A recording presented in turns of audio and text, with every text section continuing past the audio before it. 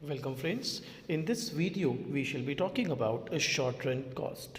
मैं आपको सभी प्रकार की शॉर्ट रन की कॉस्ट को एक एग्जाम्पल से सिखाता हूँ। सबसे पहले हम आउटपुट यानी क्वांटिटी को यहाँ पर लेते हैं और हम ले लेते हैं 0, 1, 2, 3, 4, 5, 6। वेल बच्चों, जो सबसे पहली कॉस्ट हम डिस्कस करेंगे जिसको हम बोलते हैं TFC। वेल TFC को फिक्स कॉस्ट भी कहते हैं, बाकी भी नाम से कहते हैं। अभी मैं आपको इसका जब थ्योरी नोट्स पढ़ाऊंगा इसी वीडियो में तो बताऊंगा। फिलहाल इसकी नेचर पर हम काम करते हैं। वेल बेटा, total fix cost as the name suggest fixed cost. तो बेटा टोटल फिक्स कॉस्ट वो होती है which doesn't change even with change in output. In other words, even if your output is changing, this particular cost will not change. कौन से वो example है मैं भी बताता हूँ। सपोज हमने फिक्स कॉस्ट अज्यूम कर ली 10। आप देख सकते हो जैसे जैसे आउटपुट बढ़ रहा है मगर टोटल फिक्स कॉस्ट में कोई फ़र्क नहीं आ रहा। तो बच्चे कहते हैं जी कुछ एग्जाम्पल्स दो, मैं एग्जाम्पल देता हूँ। फॉर एग्जाम्पल आपने एक फैक्ट्री रेंट पर ली है, तो अब आप 0 आउटपुट बनाओ या 10,000 बनाओ, रेंट तो फिक्स्ड है। सर कोई और एग्जाम्पल, आपका परमानेंट स्टाफ है, अब आपका आउटपुट ज़्यादा बन रहा है या कम बन रहा है उसको तो सैलरी देनी पड़ेगी। फॉर एग्जाम्पल अकाउंटेंट रखा हुआ है आपने, अब प्रॉफिट हो तब भी बैलेंस शीट उसने ही बनानी है, लॉस हो तब भी उसने बनानी है। आउटपुट 40 बना रहे हो तब भी उसने बनानी है बुक्स ऑफ अकाउंट्स, आउटपुट 0 बना रहे हो तब भी बुक्स ऑफ अकाउंट तो बनानी है। सो अगर परमानेंट स्टाफ है उसकी सैलरी भी फिक्स कॉस्ट ही कहलाएगी। बच्चों अब अगर आप इसका डायग्रामेटिक प्रेजेंटेशन देखना चाहें तो यहाँ पर लिया आउटपुट, यहाँ पर लिया टोटल फिक्स कॉस्ट, और ये जो टोटल फिक्स कॉस्ट है मेरे बच्चों ये है parallel to X axis showing irrespective of level of output, it could be 0, 1, 2, 3, this cost doesn't change, इसलिए इसको हॉरिजॉन्टल भी आप देख रहे हैं पैरेलल टू एक्स एक्सिस। अब इसके बारे में और भी बात करेंगे। अब आ जाते हैं टोटल वेरिएबल कॉस्ट, इसको वेरिएबल कॉस्ट भी कहते हैं। अब नाम से क्या सजेस्ट हो रहा है, variable cost. So total variable cost is that which changes with change in output. Fix cost क्या था, which does not change with change in output. Variable cost क्या है बच्चों, विच changes with change in output. अब यहाँ पर कुछ बातों का ध्यान रखना होगा। अब 0 लेवल पर ये 0 है। बच्चा कहता है सर प्रूफ करो, कोई एग्जांपल दो। सपोज रॉ मटेरियल की कॉस्ट, तो अगर आप 0 आउटपुट बना रहे हो तो 0 रॉ मटेरियल लगा रहे हो आप, यानी फिर 0 कॉस्ट है। लेकिन जैसे जैसे आउटपुट बढ़ाओगे, डोंट यू पीपल थिंक ज़्यादा रॉ मटेरियल की ज़रूरत पड़ेगी? हाँ सर पड़ेगी। तो बेटा अगर तेरे को ज़्यादा रॉ मटेरियल की ज़रूरत पड़ेगी तो तेरी कॉस्ट बढ़ जाएगी ना? जी सर। तो यहाँ पर पहली बात का ध्यान ये रखना है, the total variable cost tells us कि एज द क्वांटिटी और the output increases TVC also increases. ये बात तो तय है, लेकिन एक स्मार्ट बात और समझनी होगी यहाँ पर। वो क्या है मैं अभी आपको बताने का प्रयास करूँगा। 5, 8, 10, ध्यान दीजिएगा बच्चों। आप देख लो अभी तक जैसे जैसे क्वांटिटी बढ़ रही है या आउटपुट बढ़ रहा है तो TVC बढ़ा ही रहे हैं हम। 12, ध्यान दीजिएगा, 15, 24।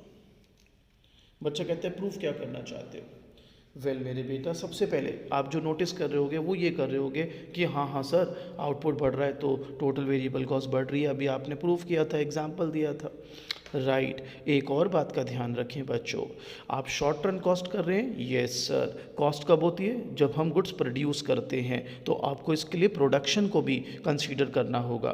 प्रोडक्शन आपका लास्ट चैप्टर था, आप याद करिए। प्रोडक्शन के अंदर जब शॉर्ट रन होता था उसको हम कहते थे लॉ ऑफ वेरिएबल प्रपोर्शन। याद करिए, लॉ ऑफ वेरिएबल प्रपोर्शन में शुरू में इंक्रीजिंग रिटर्न्स आते थे, फिर डिमिनिशिंग रिटर्न्स आते थे। Yes sir.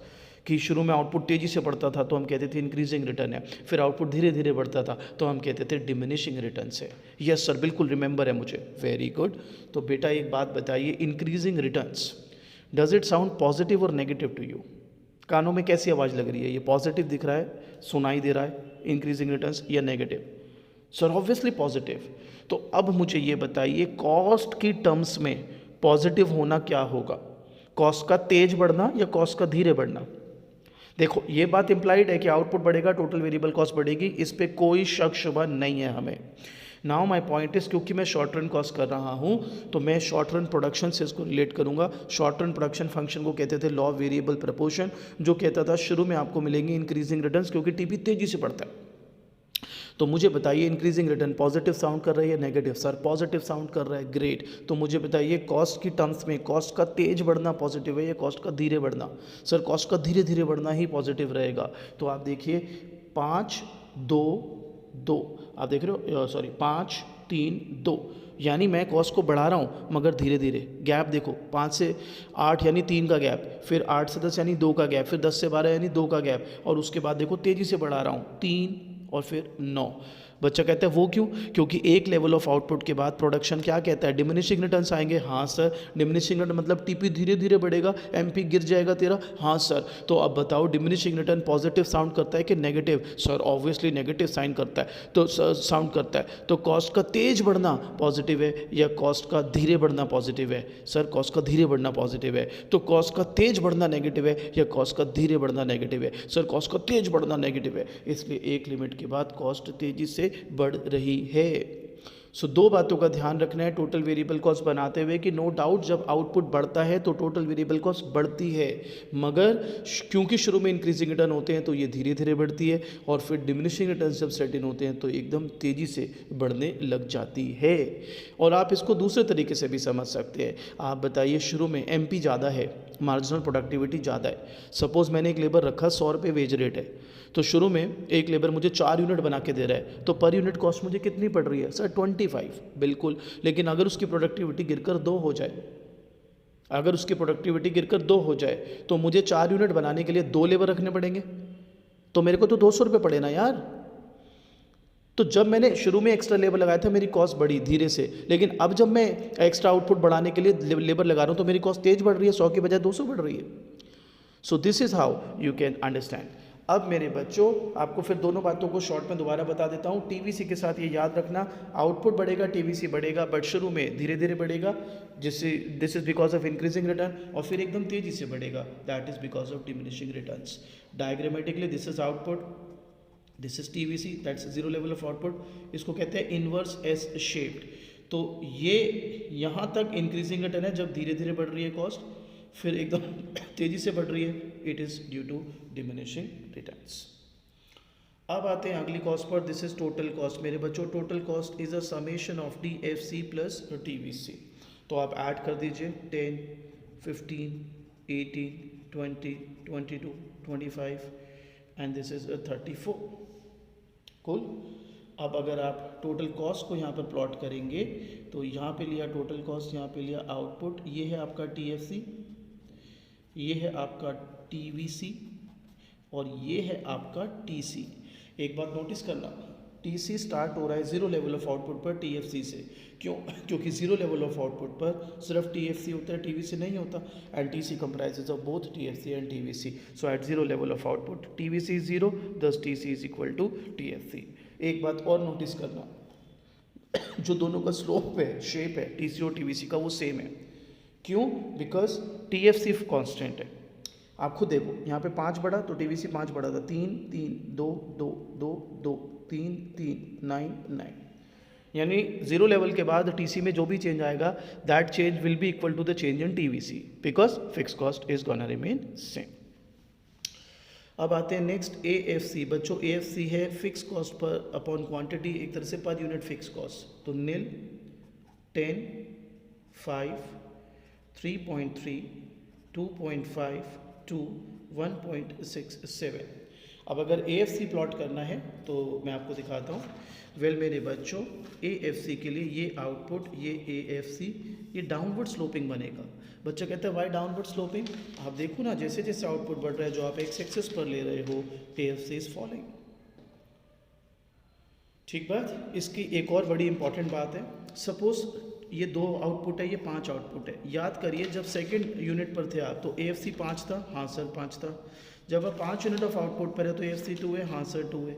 मेरे बच्चों दिस 2 × 5 10, 5 × 2 10, इसके अंदर जितने भी रेक्टेंगल्स बनेंगे they will be of equal area, इसलिए इसको AFC को दैट इज रेक्टेंगुलर हाइपरबोला भी कहते हैं। सो रेक्टेंगुलर हाइपरबोला की प्रॉपर्टी याद है, ईडी में हमने किया था, अंडर इसके जितने भी रेक्टेंगल्स होते हैं वो सेम होते हैं। और इसका बड़ा सिंपल लॉजिक है, आप मेरे को सोच के बताओ, आप कहते हो A F C is equal to T F C by Q, हाँ, तो टी एफ सी क्या हो गया sir, A F C into Q, हाँ बेटा T F C by nature same ही रहना है, और यहाँ तो ए एफ सी ले रहा है, यहाँ आउटपुट ले रहा है या क्वांटिटी ले रहा है, तो जब भी तू मल्टीप्लाई करेगा ये वैल्यू सेम आएगी, इसीलिए इसके जो अंडर रेक्टेंगल्स हैं they will be of equal measurement and that's why it is known as rectangular hyperbola। आते हैं बच्चे आगे, अब बात करते हैं एवरेज वेरिएबल कॉस्ट की। फॉर्मूला होता है TVC by Q, so it's like per unit variable cost. So Neel, अब ध्यान दीजिएगा 5 4, यहाँ से देख रहा हूँ मैं 3.3 3, then we have again 3 and then 4। So TVC 5 by 1, 8 by 2, 10 by 3, 12 by 4, 15 by 5, 24 by 6। आप कोई भी वैल्यू लो, डजेंट मैटर, बस जो मैंने रूल बताया उसको याद रखिएगा। अब देखिए शुरू में फॉल कर रहा है फिर बढ़ रहा है, इसीलिए मेरे बच्चों ABC कर्व अगर आप बनाते हो तो ये यू शेप दिखता है। अगेन यहाँ पे इंक्रीजिंग रिटर्न जिससे वो गिरेगा और फिर डिमिनिशिंग रिटर्न जिससे वो बढ़ जाएगा। That's average variable cost. अब आते हैं बच्चों average total cost. Well average total cost को एवरेज कॉस्ट भी कहते हैं। यहाँ जगह का अभाव है इसलिए मैं आपको पहले आगे वाला सिखा देता हूँ तो आपके लिए सही रहेगा। देखिए एवरेज कॉस्ट का एक फॉर्मूला होता है टी सी बाई क्यू और एक फॉर्मूला होता है A F C plus A V C. दोनों तरीके से निकाल सकते हो, टोटल कॉस्ट बाई क्वांटिटी और A F C plus A V C. अभी थ्योरी भी पढ़ाएंगे आपको। सो मैं A F C plus A V C कर लेता हूँ। So that's gonna be 15, 9, 6.6, 5.5, 5 and then 5.67। cool। Again आप देख रहे हो ये घट रहा है और फिर बढ़ रहा है। यस सर, तो अगर आप AC भी बनाते हो that also is U shaped, again due to law of variable proportions. क्या मेरे बच्चों, last one, this is called marginal cost. Again इसको मैं आपको पहले थ्योरी से सिखाता हूँ। Marginal cost, well it is the change in total cost when an additional unit of output is produced. Symbolically TCN minus TCN minus 1 और TVCN minus TVCN minus 1 और delta TC by delta Q।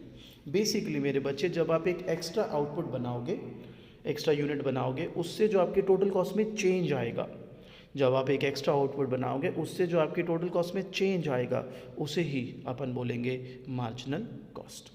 तो ये अब आप TC के gap को देख लो या टीवीसी के गैप से भी निकाल सकते हो।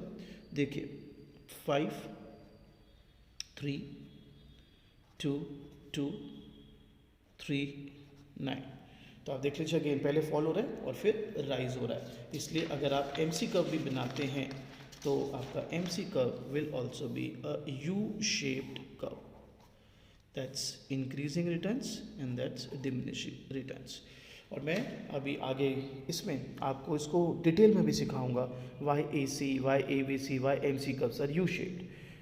तो स्टेटमेंट तो हम बोल देते हैं कि due to law of variable proportion, but अच्छा रहेगा कि अगर हम इसको डिटेल में सीखें तो वो भी हम अभी आपको बताते हैं। सो अभी तक हमने देख लिया 7 टाइप के शॉर्ट रन कॉस्ट हैं, T F C, T V C, T C, A F C, A V C, A C and M C. अब इनके बारे में अलग अलग हम विस्तार से डिटेलिंग करते हैं। आइए सबसे पहले बात करते हैं शॉर्ट रन कॉस्ट में फिक्स्ड कॉस्ट की। Fixed costs are those costs which do not change with change in output. In other words, fixed costs are the costs related to use of fixed factors of production. तो जो output change होने पर change ना हो और obviously जो fix factors पर impose की जाए।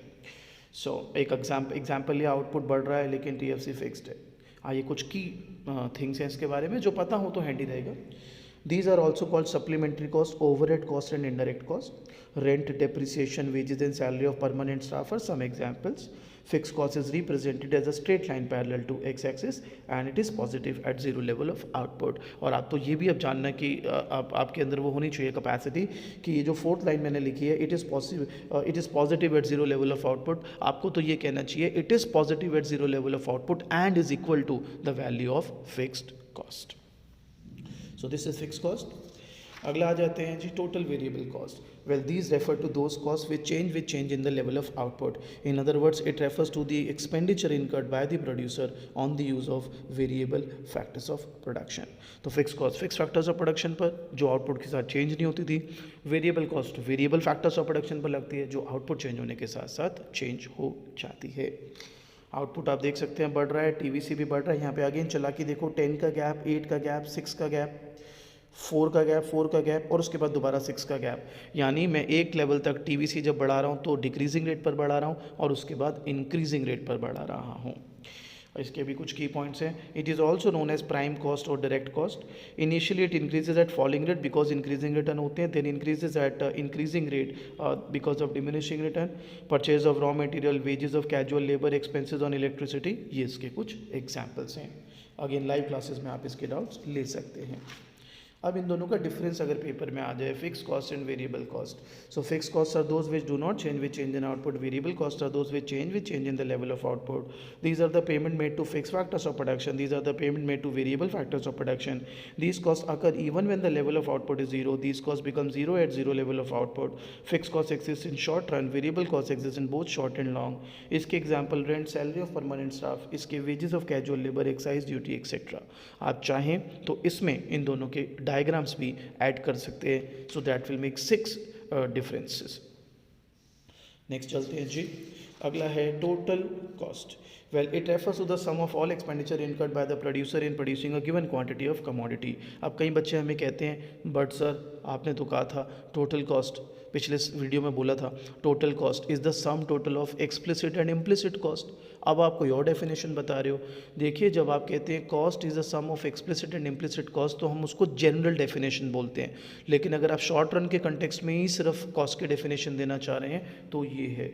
It refers to sum of all expenditure incurred by the producer in producing a given quantity of commodity in short period. Total cost comprises of fixed and variable cost. तो अभी जो मैंने नया example लिया था values उसी को add करके ये ड्रॉ किया है. की points. TC is parallel to TVC. It shows that the difference between TC and TVC, that is TFC, is constant. TC and TFC curves are inverse S-shaped curve. Total cost can never be zero even when the level of output is zero because fixed cost is positive and constant at zero level of output. Meet कभी नहीं हो सकते. ठीक है जी. Total cost zero कभी भी नहीं हो सकता. AFC. It is per unit fixed cost of producing the commodity. In other words, it refers to the ratio of total fixed cost to total output. Symbolically TFC by Q. So again ये हम पहले बता चुके हैं आपको. As output increases, AFC goes on falling and forms a downward sloping curve but never touches x-axis as fixed cost can never be zero. तो ये downward रहेगा but x-axis को कभी touch नहीं करेगा because इसके touch करने का मतलब है AFC zero हो जाएगा which is not possible. This downward sloping curve is also known as rectangular hyperbola, which means that the area of all rectangles TFC under this curve remains same. तो अभी पीछे जब मैं आपको एग्जांपल दे रहा था आई थिंक मैंने आपको ठीक से उसको समझा दिया है ऑलरेडी. नेक्स्ट है गाइस AVC.